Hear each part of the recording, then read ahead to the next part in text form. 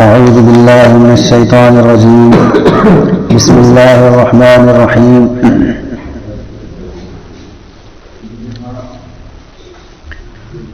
ألم تر كيف فعل ربك بعاد إرم ذات العماد التي لم يخلق مثلها في البلاد وثمود الذين جابوا الصخر بالواد وفرعون ذي الأوتاد. پچھلے ہفتے بیان چل رہا تھا قوم سمود اور قوم عاد کا. اس آیت کے اندر اور اس صورت کے اندر دو آیتوں میں بلکہ 3 آیتوں کے اندر 3 قوموں کا ذکر بیان کیا گیا ہے. قوم عاد کا، قوم سمود کا اور قوم فرعون کا. تو قوم عاد اور قوم سمود کے بارے میں ہم نے بتا دیا تھا اور تفصیل سے بتایا تھا. آج قوم فرعون کا یہاں پر ذکر ہے. وَفِرْعَوْنَ ذِي الْأَوْتَادِ، اور تیرے رب نے فرعون کے ساتھ کیا معاملہ کیا جو کہ میخوں والا تھا. میخ کہتے ہیں کیل کو. اس کو یہاں فرعون کو میخ والا اس وجہ سے کہا گیا کہ یہ جس کو سزا دیتا تھا تو اس طریقے سے سزا دیتا تھا کہ 4 کیلیں اس کے چاروں طرف گاڑ دی جاتی اور اس کے ہاتھ پیر ان کیلوں سے باندھ دیے جاتے اور پھر اس کو سزا دیتا تھا یہ. اور کبھی کبھی ایسا بھی کرتا ان کیلوں کو اس کے جسم میں ہی گاڑ دیتا. 2 کیلیں 2 ہاتھوں میں اور 2 کیلیں 2 پیروں میں، اس طریقے سے جسم میں گاڑ کر اس کو سزا دیتا تھا. اس وجہ سے کہا گیا وَفِرْعَوْنَ ذِي الْأَوْتَادِ، اور کیلوں والے فرعون کے ساتھ آپ کے رب نے کیا برتاؤ کیا، کیا معاملہ کیا. تو معاملہ یہ کیا کہ فرعون نے اپنے وقت کے نبی موسیٰ علیہ السلام کی بات کو جھٹلایا تھا تو اللہ تعالیٰ نے اس کو تباہ و برباد کر ڈالا. قوم سمود کو جس طریقے سے تباہ و برباد کر دیا، قوم عاد کو برباد کیا نہ ماننے کی وجہ سے، اسی طریقے سے فرعون اور اس کے لشکر کو سمندر کی نظر کر دیا، اس کو غرق کر دیا، ڈبو دیا، ہلاک کر دیا. اور اس وجہ سے ہلاک کیا کہ ان لوگوں نے بات کو نہیں مانی تھی، اپنے وقت کے نبی کی بات کو ان لوگوں نے جھٹلایا تھا. الذین طغوا فی البلاد، ان لوگوں نے یعنی قوم سمود نے، قوم عاد نے اور فرعون اور اس کے لشکریوں نے شہروں میں سرکشی کر رکھی تھی.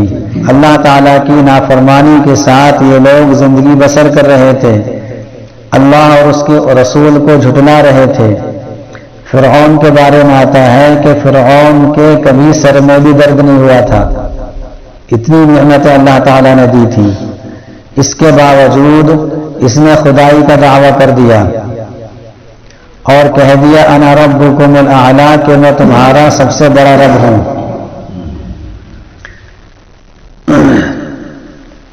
تو ان لوگوں نے شہروں میں سرکشی کر رکھی تھی. فَأَكْثَرُوا فِيهَا الْفَسَادَ، اور بہت زیادہ شر برپا کر رکھا تھا، تھوڑا بہت نہیں، بہت زیادہ سرکشی کر رکھی تھی. اللہ اور اس کے رسول کی نافرمانی میں بہت آگے تک یہ لوگ بڑھ گئے تھے. اپنے وقت کے نبی کو انہوں نے جھٹلایا تھا، اور جھٹلایا نہیں بلکہ ان کو ستایا بھی تھا، تکلیفیں بھی دی تھی. فَصَبَّ عَلَيْهِمْ رَبُّكَ سَوْطَ عَذَابٍ، تو ان پر تیرے رب نے عذاب کا کوڑا برسایا.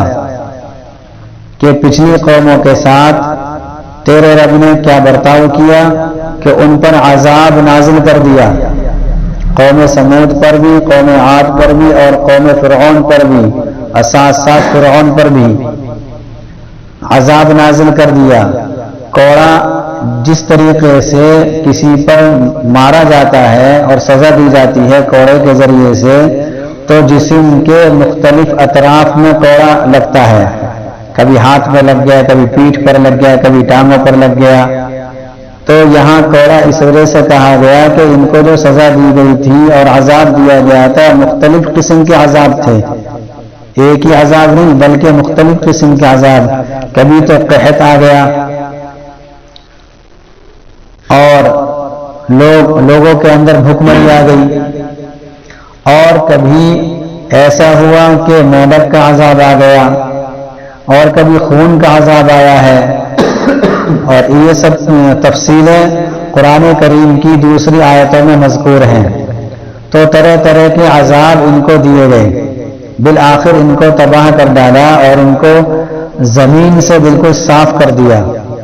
تو بتلانا یہ ہے کہ جس طریقے سے ان لوگوں نے وقت کے نبی کو جھٹلایا تھا اور اپنے وقت کے نبی کی بات کو نہیں مانا تھا، تو جس طریقے سے ان کا انجام یہ ہوا یعنی تباہی اور بربادی، اسی طریقے سے اگر آپ صلی اللہ علیہ وسلم کو یہ لوگ جھٹلائیں گے، اہل عرب مکے والے اگر یہ لوگ جھٹلائیں گے اور بات نہیں مانیں گے تو تمہارے ساتھ بھی ایسا ہی برتاؤ ہوگا، تم کو بھی سزا دی جائے گی اور قسم قسم کی سزا دی جائے گی اگر نہیں مانیں گے. چنانچہ ایسا ہی ہوا. غزوہ بدر میں ان لوگوں کو سزا مل گئی. اسی طریقے سے وقتاً فوقتاً ان لوگوں کو سزا ملتی رہی. اور یہی اصول قیامت تک کے لیے ہے کہ جو اللہ اور اس کے رسول کے خلاف اپنی زندگی کو گزارے گا تو اللہ تعالیٰ ضرور سزا دے گا. دیکھیے سزا دینے میں اللہ تعالیٰ جلد بازی نہیں کرتا، ڈھیل دیتا ہے. کبھی کبھی تو ایسا ہوتا ہے کہ پوری زندگی ڈھیل ہی میں گزار دیتا ہے، لیکن سزا ضرور ملے گی، چاہے دنیا میں چاہے آخرت میں. آخرت میں تو ضرور ہی ملے گی، لیکن کبھی کبھی ایسا ہوتا ہے کہ اللہ تعالیٰ دنیا میں بھی ایسے لوگوں کو سزا دے دیتا ہے تاکہ دوسرے لوگ ان لوگوں کو دیکھ کر عبرت پکڑیں اور اپنی راہ کو درست کر لیں. اس وجہ سے کسی کو سزا دے دیتا ہے. فصب علیہم ربک صوت عذاب، تو ان پر تیرے رب نے عذاب کا کوڑا برسایا. ان ربک لبالمرصاد، بلا شبہ تیرا رب گھات میں ہے. اس کا مطلب یہ ہے کہ اللہ تعالیٰ اپنے بندوں کے تمام احوال سے واقف ہے، ایک ایک حرکت سے واقف ہے. اللہ جس طریقے سے آدمی کسی گھات میں لگ جاتا ہے، چھپ جاتا ہے اور وہاں سے بندوں کے اور یا اپنے دشمن کے احوال پر نظر رکھتا ہے کہ کون یہاں سے گزرا، کس حال میں گزرا، کس کے ساتھ گزرا، کیا حرکت کرتے ہوئے گزرا، اسی طریقے سے اللہ تعالیٰ بندوں کی نظر سے پوشیدہ ہے اور بندوں کے احوال سے واقف ہے.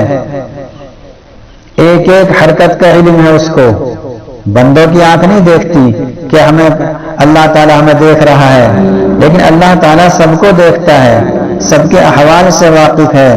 تو ہونا تو یہ چاہیے کہ بندوں کو اپنے احوال درست کر لینے چاہیے، لیکن چونکہ اللہ تعالیٰ سزا دینے میں جلد بازی سے کام نہیں لیتا اور مہلت دے دیتا ہے، اس مہلت کو یہ شخص سمجھتا ہے کہ مجھ کو کوئی دیکھنے والا ہی نہیں ہے، تو ابھی اور زیادہ اللہ کے قریب جانے سے اور زیادہ دور ہو جاتا ہے.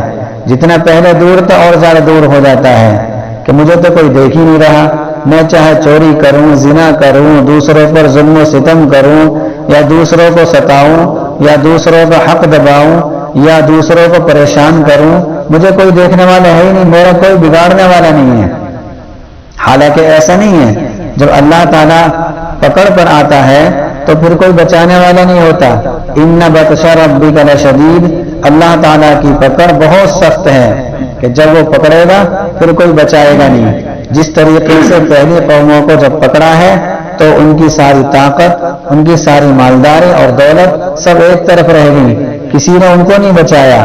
بڑے بڑے طاقتور تھے، اتنے طاقتور تھے کہ پہاڑوں کو تراش کر اپنے گھر بنا لیا کرتے تھے. آج کوئی ایسا نہیں ہے کہ پہاڑوں کو تراش کر اپنے گھر بنائے، اور آج بھی ان کے نشانات موجود ہیں.